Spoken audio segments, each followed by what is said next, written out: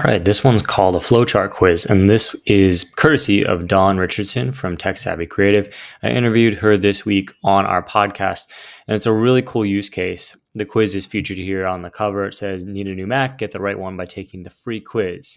So the reason why I call this a flowchart quiz, and I'm using that terminology, is because the actual quiz that Dawn created looks like a flowchart on the back end. So essentially, what she has is this series of questions that branch out based on how someone answers so that she can recommend the right Mac to them. Now, the reason why she created this, that she told me, is that it's because a lot of people were asking her which Mac to buy. Every time a new Mac would come out, or somebody was just getting started with their computer setup for their business, they would ask her, and she would have to run through this series of questions. The series of questions pretty much was a flow chart, depending on how you answered. And the issue was Dawn just can't be online all day long. She runs a business. She's busy. And so this quiz is an automated version of that flow chart that helps guide people through so that they can find the right Mac for them. Now, what's really cool about this to me is that Dawn has a ton of experience in this, but when you're buying a computer, it's probably one of the 5 most expensive purchases you're going to make in your life. So having a trusted person who knows a ton about this, knows a ton about all the models, really, really helpful. So I want to run through this slide deck, which basically breaks down every element of this flowchart quiz and kind of talks you through how Dawn did it, and you can do something similar. So it starts off with a question. Find out which Mac is right for you. That's the question. The question is something that your customers want an answer to from you as the expert, so in your area of expertise, and you are helping them find that answer. Now, this quiz is featured on Dawn's website, on Dawn's link in bio. It gets featured as a post from time to time on Instagram or other social platforms. That's really where you want to make sure your quiz lives. Like, you want it to live everywhere that somebody is that might be finding you or might have this question. You just want to make sure it's an option. Like, you don't need to make it too prevalent. It doesn't need to be like this massive thing, but if somebody's on your site and they have this question, they should be able to find it easily. And that's kind of the litmus test, because a lot of people do ask me about, like, how do I promote these things? Where do I promote them? Where do I put them? And the answer is really just wherever someone is, where they have that question that they are always DMing you or asking you about.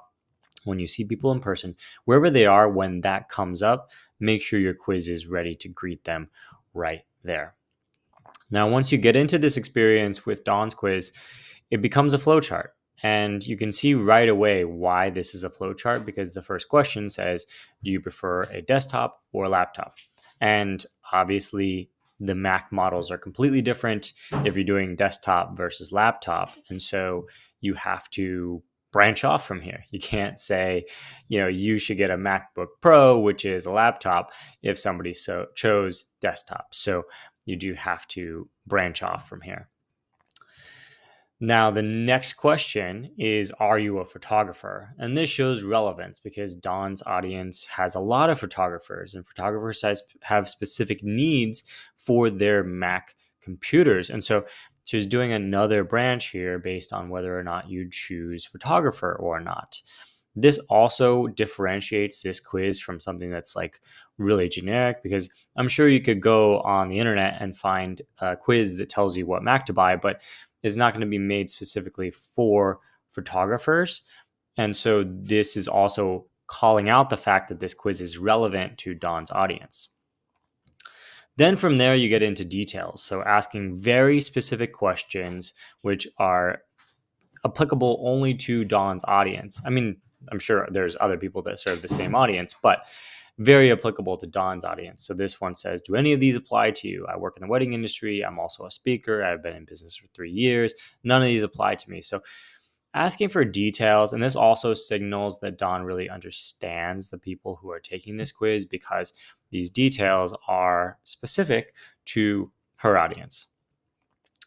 And then you show that you really understand people, because she asked this very, very specific question of, is a built-in SD card slot important to you? Yes, no, I don't need it.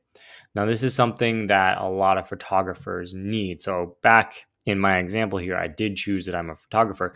A lot of photographers use SD cards when they are shooting. And so having an SD card slot is really important. Now, for somebody else, not a photographer, you might not even know what an SD card slot, or you might not care. But it's really important to show that you understand the needs of your audience. If you didn't ask this question, then people might not think about it right away. They might not be aware that they even need this. But later on, they're going to be like, wait, oh, shoot, I need an SD card. And so it'll be a subpar quiz at that point. Now, from here, you want to continue the conversation with people if they would like to. So you ask for their email and you say, hey, I can follow up. I can give you more guidance over in your inbox if you'd like to opt in. Leave it optional. Like you can see there on here, there's a skip step. But you can continue the conversation. Now, Interact, which Don built this on, which is the company I'm a co-founder of, we integrate with all the email softwares, all the marketing automation softwares. So no matter what you're using, whether it's something like a Kit or a Flowdesk or an ActiveCampaign, whatever you're using, you can collect these emails and then segment them based on what answers they give. Now, for Dawn, what she said was when somebody gets a certain result, like they get a Mac Pro or a Mac Mini, she can segment them based on that. And then when that particular model has an update, like a new one comes out, or there's an upgrade that's applicable to them, she can email just that subset of the audience, which is massive, because otherwise you'd be sending out all these updates about Mac Pros to people that got Mac Minis and they don't really care. So it allows you to be much more personal with your follow-ups. Now we get into the answer section. So once you have that email field pop up, then this is the results that I got. So I got Mac Studio and I got an immediate, very clear answer. Like my result is Mac Studio. Then Dawn introduces herself, which here is really important because she is an expert. She was to work at Apple. So she has a ton of expertise in this, but also has been advising people for a long time.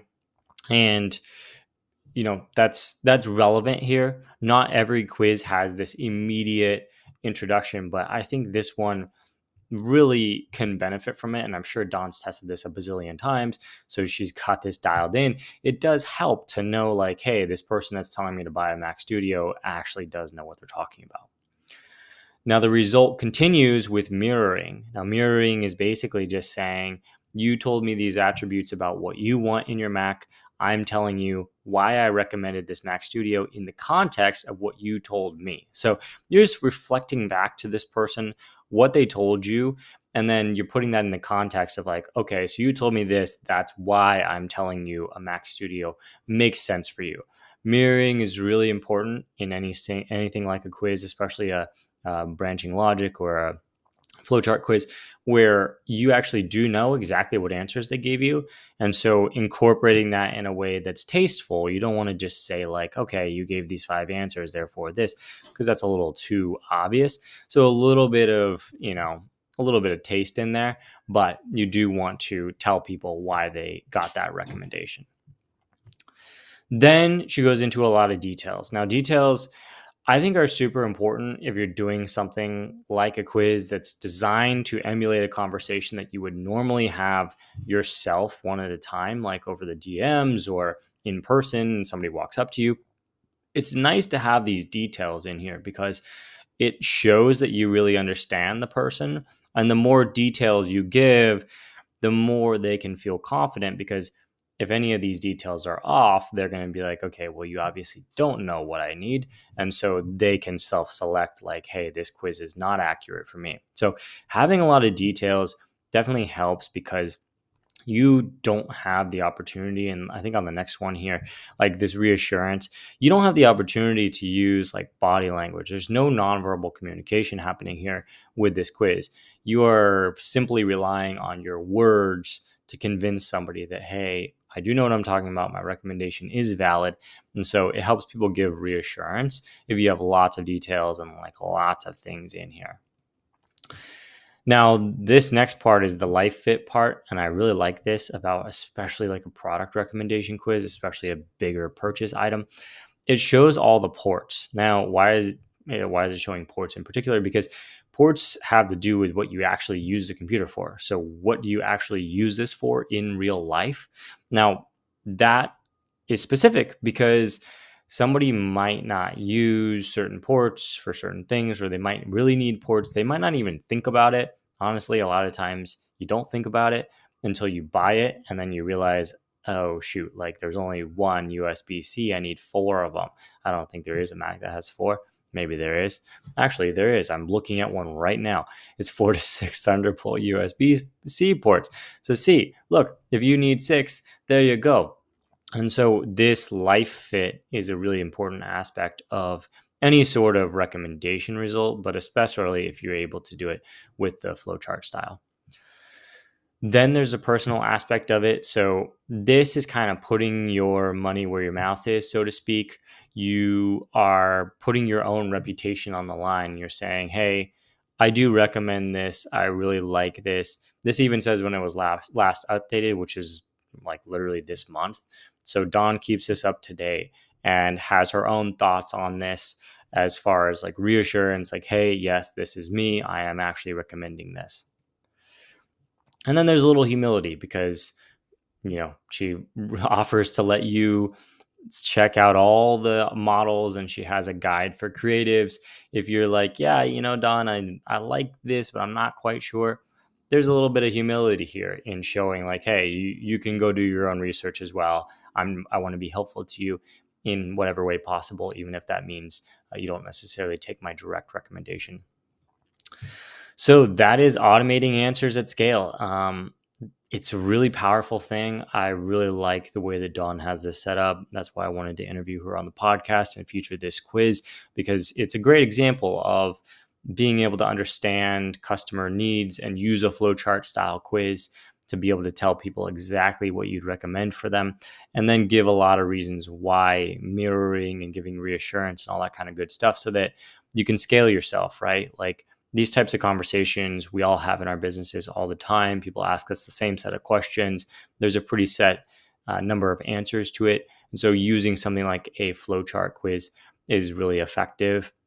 If this is something that you are looking at, I would definitely check out Dawn's quiz. I'll link it in the notes below, and you can check that out. But it's a good one. It's a good example. And, if you're looking to do something like this, it is really powerful, especially as a way of scaling your own expertise over time.